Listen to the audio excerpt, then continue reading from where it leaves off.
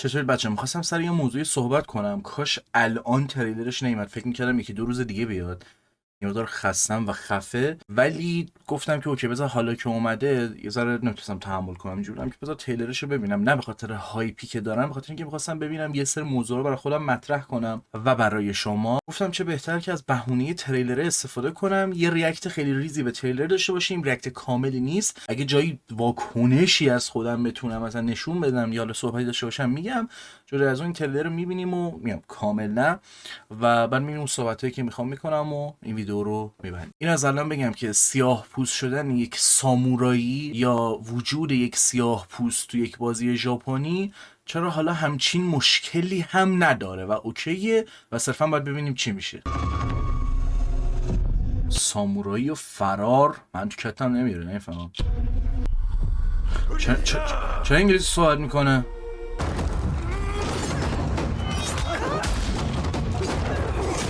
یوبیسافت بالا بری پایین بیای، تریلر ساختن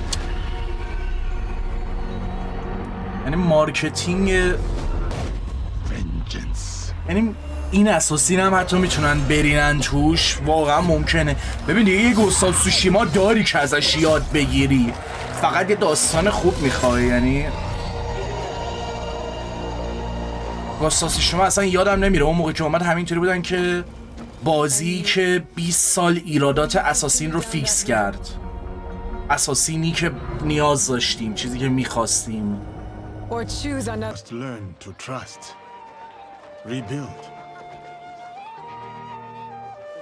اوه از دیدن یک سیاه‌پوست سورپرایز شد.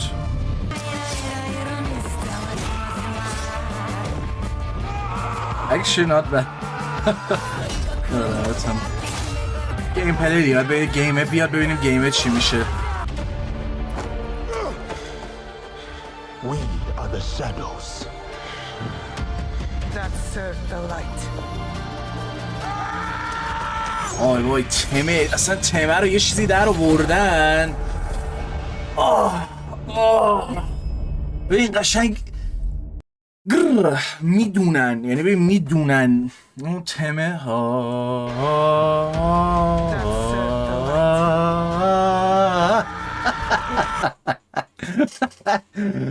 ارمزادا.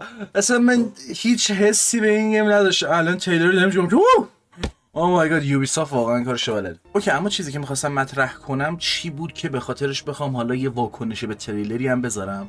ببینید قضایای مربوط به این که وای کرکتر رو زن کردن و تمام بحثایی که حول محور این قضیه شکل گرفته، همه اونا رو میشه همینجا هم استفاده کرد. از موقعی که لیک شد کرکتر اصلی سیاه پوسته یا همون یاسوکه است، بحث‌های مختلفی شکل گرفت که یک سری از اونا رو من درجا میخوام بذارم کنار. ببینید اهمیتی نداره که ما یک کرکتر سیاه پوست تو طول تاریخ داشتیم یا نداشتیم، و حتی اهمیتی نداره که ای وای ما میاماتو موساشی رو داشتیم که خیلی دوستش دارم، چرا نیومدیم از اون استفاده کنیم. اوکی همین ایرادایی که میگیرید چرا سر گوستاو سوشیما نگرفتی. ببینید یه چیزی رو من باز کنم اینو بگم، بهونه هایی که استفاده میشه به خاطر صرف گیر دادن به اون سیاه پوست بودن کرکتر یا اینکه چرا زن شده، خب اونا رو میخوام بذارم کنار. آره یک سری از این سوالا میتونه مطرح باشه، ولی تو از یک سوال خوب درست یا قشنگ طرح شده ای بعضی موقع استفاده میکنی که اونو بچسبونی به یک چیز چرت و پرت و از اون مسئله‌ای که سرش خودت مشکل داری یا کلن بد نیست تو فقط باهاش یه جوری هستی دفاع میکنی و به نظر اوکی میای یا خوب. خب میخوام این دوتا رو جدا کنم، بگم اوکی این کنار، همه اینا کنار، مسئله این که موساشی چرا کرکتر نیست یا من کرکتر اصلی چرا ژاپنی نیستا به کنار، این که اصلا کرکتر سیاه پوستی تو کل تاریخ ژاپن بوده یا نه به کنار، چه برسه به این که سامورایی بوده یا نه، اولین سامورایی بوده یا نه، برده بوده نبوده یا چیزهای این شکلی. ببینید هنر نویسنده است همه اینا. خب مشکلی نیستش که کرکتر فلان فیلم سریال اثر زنه پس درجا بده تموم شد. خب و راجع به این مسئله یه ویدیو به خصوصی هست اونو پیشنهاد میکنم ببینید. که مشکل آدما نویسندگی بده، نه کرکتر زن یا هر چیزی که میتونه اونجا قرار بگیره. الان مثلا شما تک تک کرکترهای مرد رو توی فیکشن دوست دارید؟ وسایل به هم میریزه همینطوری برای خودش، کلا احمقانه است. من اینو دارم میگم که وجود یک کرکتر سیاه پوست توی طول تاریخ همچین دفاع درست و حسابی نیست از اینکه اوکیه وجود این کرکتر توی این بازی یا نه، و هیچی رو تقریبا تا موقعی که بازی بیاد نمیشه درست تشخیص داد. یه نویسنده خوب حالا که کرکتر سیاه پوست رو آورده توی بازی میتونه از اپریانسش استفاده کنه، میتونه از کالچرش استفاده کنه، میتونه از تمام اون چیزهای مختلفی که اون نژاد به خصوصی که روش دست گذاشته بهش میده استفاده کنه و یه داستان خوب به شما بده که شما بیای بگی اوکی من با سیاه پوست بودن این کرکتر مشکلی ندارم. داستانش هم که اصلا نیومده که من بدونم بده یا نه، یعنی من نمیدونم مثلا این بحثا سر چی، چون بازی نیومده، حالا بیاد مثلا ببینیم چی میشه. شاید گیم پلی بازی بعد بود اون موقع شما چسبوندی به اینکه دیدی کرکتر سیاه‌پوست بود و برای همین بعد در اومد.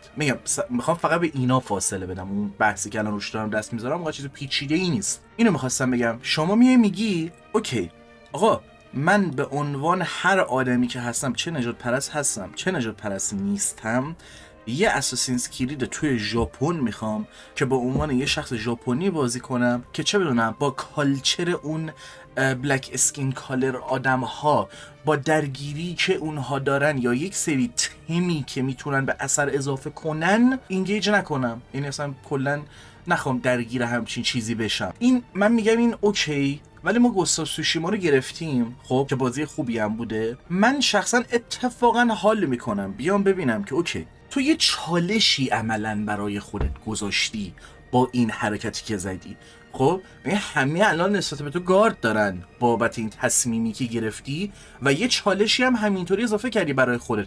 اگر یک اوریج ژاپنی میذاشتی که توی اون محیط همینطوری داره بزرگ میشه و یه جای سامورای فوق العاده میشه، این حرفا کسی اصلا توجه نمیکرد یا اونقدر دقت نمیکرد که حالا چرا مثلا تفاوتی نسبت به بقیه ندادی و اینا. حالا که این تفاوت ها اینقدر گنده است، چطور میتونی از این مسئله نژاد پرستی استفاده کنی، بردگی استفاده کنی و یک مسیر فوق العاده شاید پروفاندی و مثلا درست کنی برای کاراکترت که هر کسی که بازی میکنه لذت ببره. و اتفاقا بچه کار این اساسینز کرید چالش برانگیز تره، چون شما رو باید علاقه‌مند به چیزی بکنه که خب بهش علاقه نشون نمیدید، مثل این که اگه بگیم درگیر نژاد پرستی اینجور چیزا نیستیم. اگه مثلا تو میری چه بدونم یه بازی ژاپنی بازی میکنی، کاراکترت همینجوری ژاپنی همینجوری عشق میکنی و چالشی اون بازی نداره برای اینکه حالا بخواد میدونی اون فضا رو بچینه، خیلی چیزا رو بچینه که تو خوشت بیاد، اساسینز کرید یه چالشی هم برای خودش چیده که آره میفهمم میتونه هم خراب کنه و گند بزنه،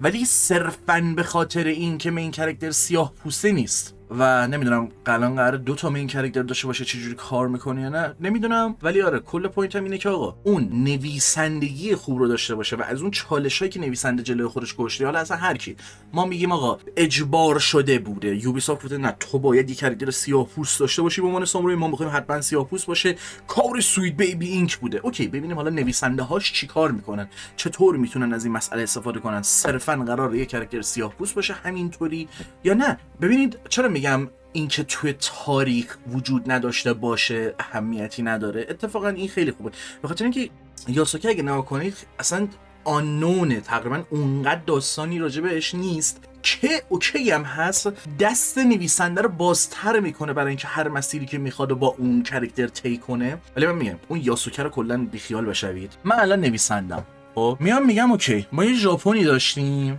از این دوره تا این دوره هیچ سیاه پوستی اونجا نبوده، هیچ LGBT اونجا نبوده، هیچ. اوکی من به عنوان یک نویسنده خوب وقت گذاشتم تحقیق کردم راجع به کالچر اون مردم، خیلی چیزهای مختلف خب، و میخوام ببینم که بین این مردم که این شکلی بودن، همچین کالچر داشتن، با همین شکلی برخورد میکردن، چطور میتونم این کاراکتر کویر سیاه پوست یا الی آخر رو جا بدم اونجا و محیط اطراف این آدم، مردمش، تمام چیزهایی که میتونه توی اون بازی و داستان باشه، توی اون دنیا باشه، چطور نسبت به این کاراکتر واکنشش رو میدن و چقدر میتونه خودش رو تاثیرگذار نشون بده یا نه واقعا اونقدرم تاثیرگذار نباشه و اصلا کاراکتر رو میتونه طوری در بیاره که همه دائما میدونی جوری سرزنشش کنن که تو بخوای ازش قهرمان بسازی و بگی آقا این قهرمان‌تر از این.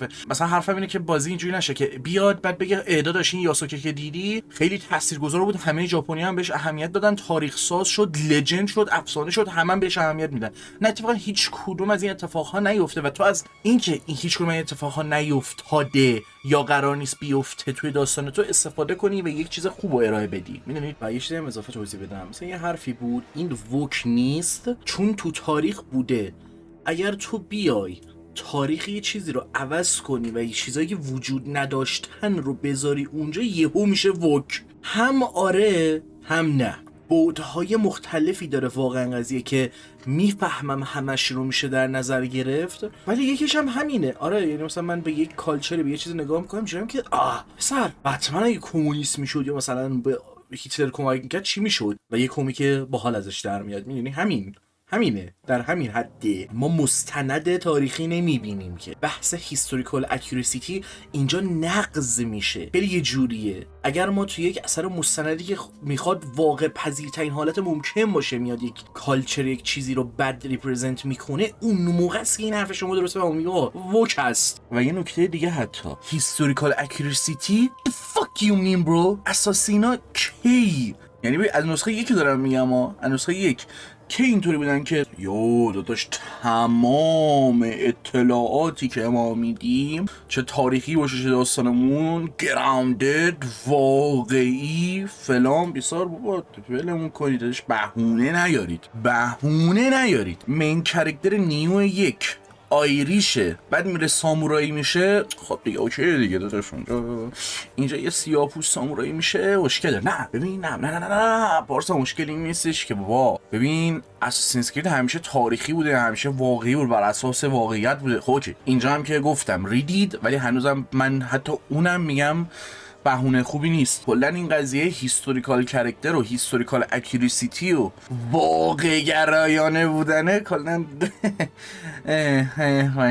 واقعا واسه طرفدارای اساسینز کرید متاسفم که اینو قراره بگم، ولی اگه شما تاریخ رو از اساسینز کرید یاد گرفتی کاملا ریدی و اساسینز کرید داکیومنتری نیست، کاملا کانورت کرده اون تاریخ رو واسه اینکه بتونه نریتیو رو به خودش بگیره و یه چیز اینترتینینگ باشه. حالا اینکه یک سری نسخه ها چی بیشتر سنگینی میکرده، یک سری نسخه ها چی کمتر، کجا بیشتر نزدیک به میفولوژی شده، میپذیرم ازتون یک سری صحبت ها رو، ولی اجازه بدید که صحبت های مختص به هر اثر رو بذارم برای بعدن.